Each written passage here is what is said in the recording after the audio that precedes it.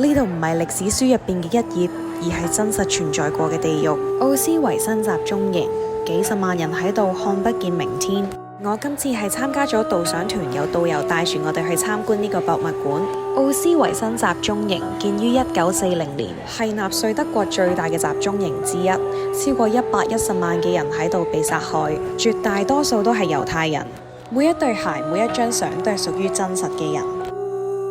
我哋啱啱咧就完咗個 tour 嘅 part 1啦，然之後 part 2咧原來係要自己揸翻架車咧去另外一個園區嗰度去。第2園區比克瑙營，沿住鐵路直入大門，火車一去冇回頭，呢度先係真正大屠殺嘅現場。原本喺呢趟旅程入邊，我最期待嘅就係睇毒氣室，但係原來所有嘅毒氣室同埋焚化爐都已經被燒毀或者炸毀晒。推薦去奧斯維辛集中營並唔係因為佢特別靚，而係因為佢值得被記得。但係參加導賞團就真係碰運氣啦，因為小女不才，所以波蘭口音嘅英文我係完全聽唔明嘅。